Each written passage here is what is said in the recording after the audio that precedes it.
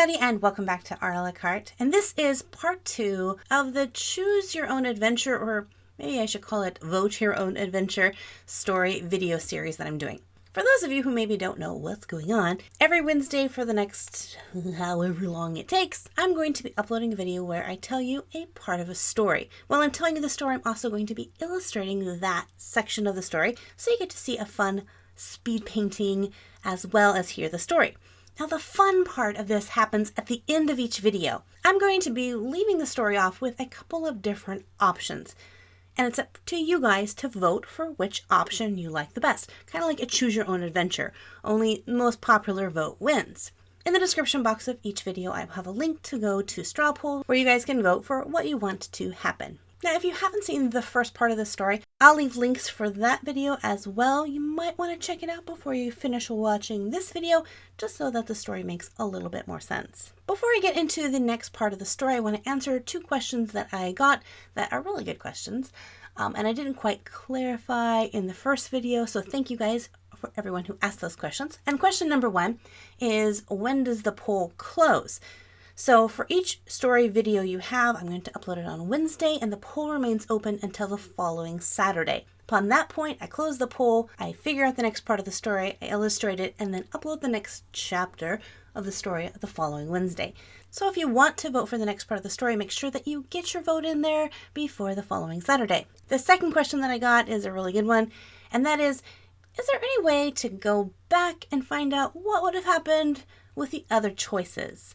And the answer to that is no. The choice you guys vote on is completely final. In fact, so final that I'm never going to loop the story back around to cover a certain topic. For example, last week the options were, what was Amelia going to do? Was she going to go to the high tower? Would she go see her father, who requested that she come and see him as soon as she got up? Or would she go see grandmother and tell her about her dream and find out what was inside the box? And the results for last week's vote were really close between going to Hightower or going and see grandmother, but grandmother pulled ahead at the last little bit, so Amelia is off to see her grandmother.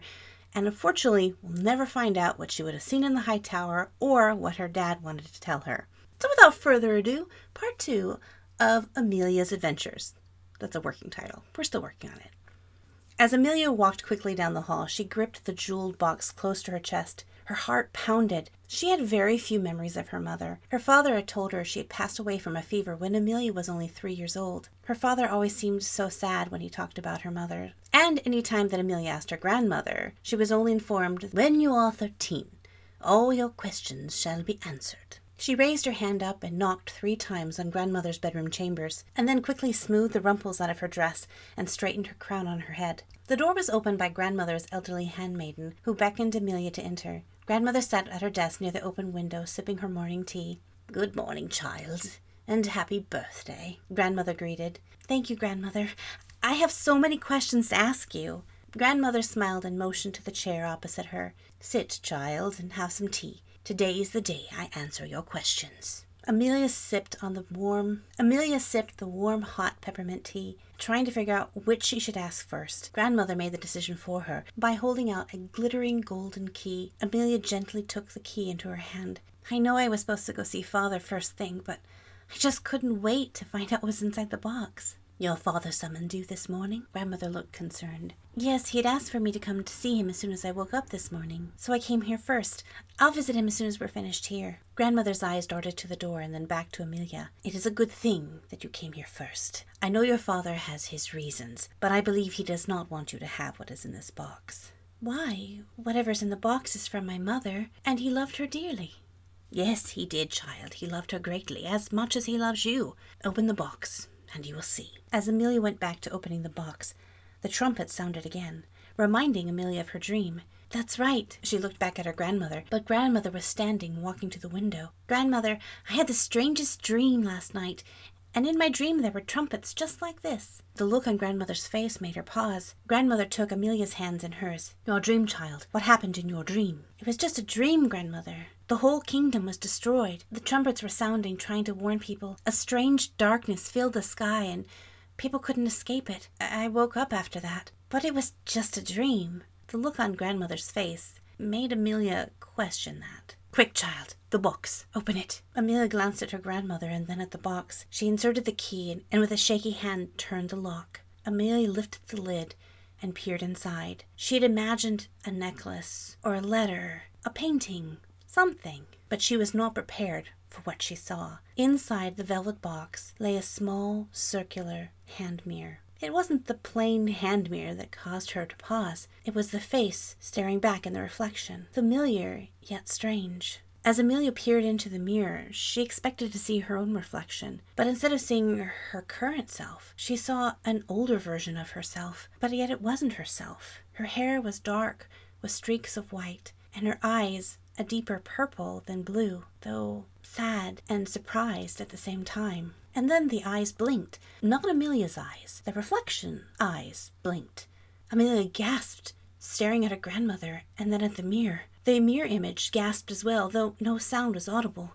I know, Tabitha, you and Edward would want to keep Amelia safe, but Amelia's the only one who can save you. She'll need your help. I do not know where to send her. Amelia watched in shocked silence at her grandmother's strange conversation with a hand mirror when the sudden realization hit her. My mother is in a mirror? Amelia gasped. I thought my mother died when I was 3. Amelia stared at her grandmother and then quickly glanced back at the mirror.